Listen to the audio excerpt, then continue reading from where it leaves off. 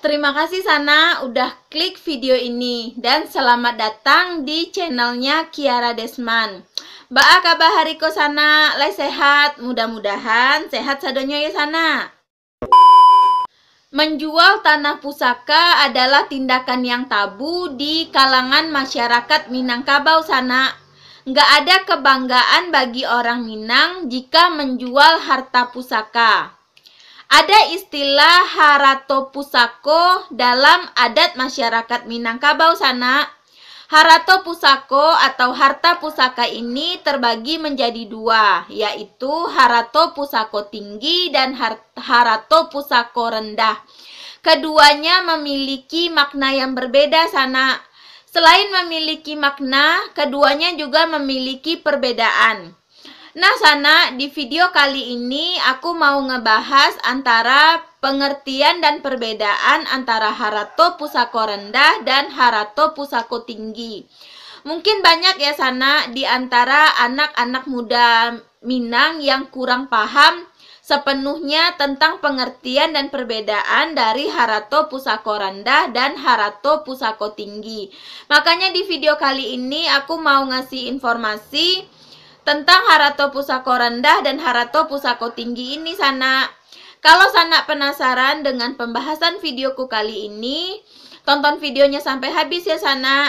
Jangan lupa Sana tolong subscribe dan aktifkan lonceng notifikasinya supaya Sana nggak ketinggalan video-video terbaru dari aku selanjutnya. Yang udah subscribe aku ucapin terima kasih banyak ya Sana.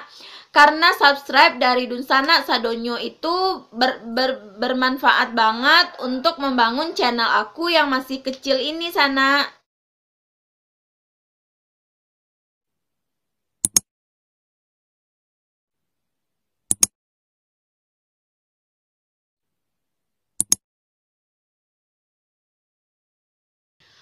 Adat Minangkabau menganut sistem kekeluargaan matrilineal, yaitu garis keturunan berdasarkan garis keturunan ibu.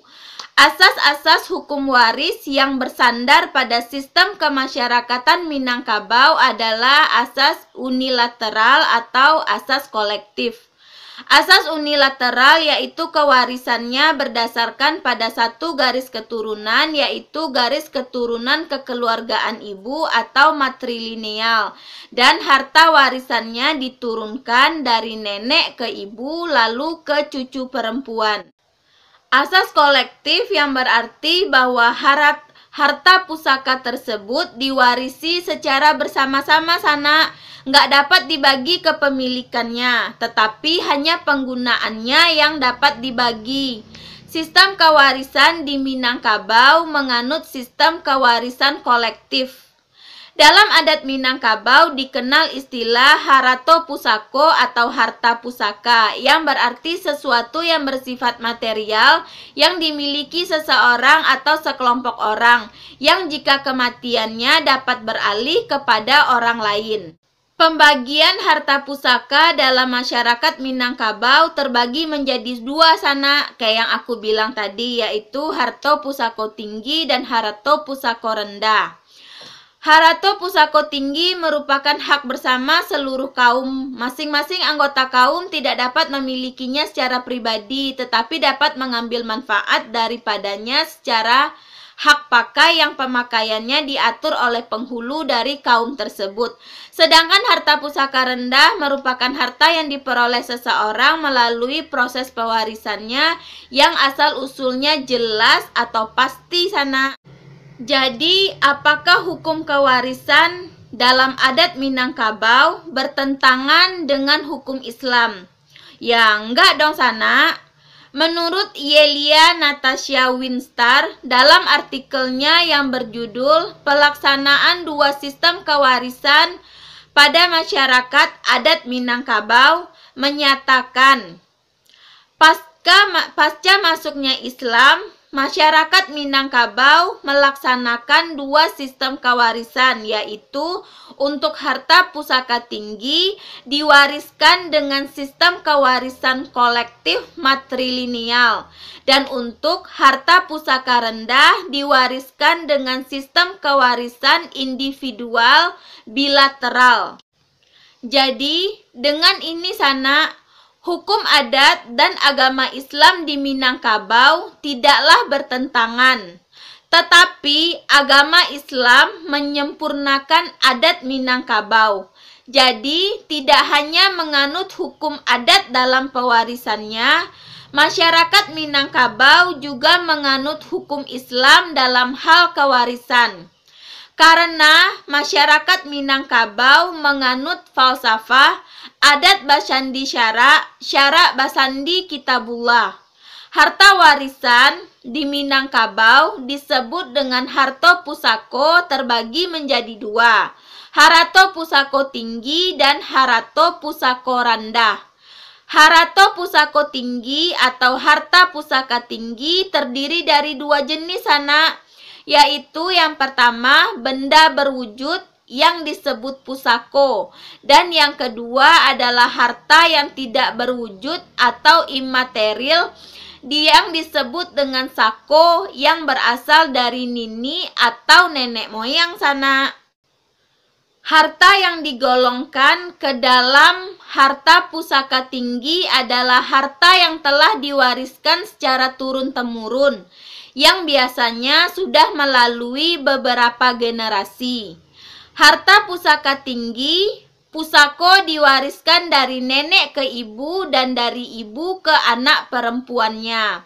Hal ini berupa kekayaan material atau harta benda yang berkaitan dengan sekelompok kaum seperti tanah, rumah gadang, atau tanah garapan. Yang berkuasa terhadap pusako dalam lingkungan kaum itu secara praktis adalah perempuan tertua dalam rumah gadang sana. Sehingga peran laki-laki atau mama hanya mengawasi penggunaan harta tersebut. Harta pusaka tinggi, sako atau pusaka kebesaran adalah segala kekayaan asal yang tidak berwujud harta tua. Sako merupakan sebuah gelar kebesaran dalam kaum. Dalam hal ini yang dapat mewarisinya ialah mama ke kemenakan laki-laki. Harta pusaka tinggi tidak dapat dijual ataupun dibagi-bagi menjadi hak pribadi karena merupakan hak milik kaum. Namun sana, harta pusako tinggi tersebut dalam penggunaannya bisa digunakan secara bersama-sama oleh kaum tersebut. Harta pusaka tinggi bisa digadaikan sana, namun harta tersebut bisa digadaikan atas persetujuan nini mama. Ada beberapa alasan mengapa harta pusaka tinggi bisa digadaikan sesuai persetujuan nini mama. Yang pertama, gadi gadang belum balaki, artinya seseorang perempuan yang tidak laku atau perawan tua atau belum memiliki suami dan tidak memiliki biaya pernikahan. Maka sebagian dari harta pusaka boleh digadaikan untuk keperluan menikah si perempuan tersebut sana. Yang kedua, mayat tabuju di tengah rumah. Apabila ada mayat atau orang yang meninggal dalam kaum, terletak di rumah dan tidak ada biaya untuk menyelenggarakan pemakamannya, maka harta pusaka boleh digadaikan untuk keperluan penyelenggaraan pemakaman si mayat tersebut sana. Yang ketiga, rumah gadang katirisan. Untuk biaya memperbaiki rumah gadang yang merupakan tempat berteduhnya kaum, maka biaya perbaikan dapat diperoleh dari penjualan atau penggadaian harta kaum tersebut. Yang keempat, membangki batang tarandam. Bila gelar sako belum diwariskan dan apabila hendak diwariskan ke pewaris berikutnya, maka upacara penyerahan gelar ini di dalam adat dikenal sebagai penghulu. Biayanya bisa diperoleh dari penjualan sebagian hak pusako kaum. Jadi itulah 4 alasan harta pusako tinggi ini bisa digadaikan sana. Harta pusaka rendah atau harato pusako rendah merupakan harta yang masih jelas asal-usulnya. Pemakaiannya yang bersifat individual atau hak milik pribadi berbeda dengan harta pusaka tinggi sana. Pewarisan harta pusaka rendah juga sangat berbeda dengan harato pusako tinggi. Harato pusako rendah merupakan harta pencarian atau harta bersama milik suami istri yang pembagiannya sesuai menurut ajaran Islam. Ahli waris dari harta pusaka rendah ini adalah para ahli warisah yang telah disebutkan dalam Al-Quran. Jadi dalam adat Minangkabau jenis harato pusako yang dapat diwariskan. Jadi sana dalam adat Minangkabau jenis harato pusako yang dapat diwarisi dengan pembagian sistem warisan dalam Islam adalah harato pusako rendah. Sedangkan harato pusako tinggi dalam pewarisannya sesuai dengan hukum adat itu sendiri sana. Jadi sekianlah sana pembahasan soal makna dan perbedaan dari harato pusako rendah dan harato pusako tinggi. Jadi buat anak-anak muda milenial Minang, udah paham dong tentang perbedaan antara harto pusako rendah dan harto pusako tinggi. Serta 4 syarat harato pusako tinggi bisa digadaikan. Oh ya, buat kamu yang bukan orang Minang tapi kepo banget sama adat istiadat Minang, udah jelas dong. Jadi jangan kaget lagi ya kalau ada yang bilang, kok bisa sih di Minang harta warisannya jatuh ke pihak perempuan. Udah paham dong, karena di Minang itu ada 2 jenis harto pusako, yaitu harato pusako rendah dan harato pusako tinggi. Sekian dulu sana pembahasan soal harato pusako rendah dan harato pusako tinggi. Kalau menurut Sana video ini bermanfaat, tolong kasih aku like, komen, dan share video ini ke semua sosial media yang Sana punya.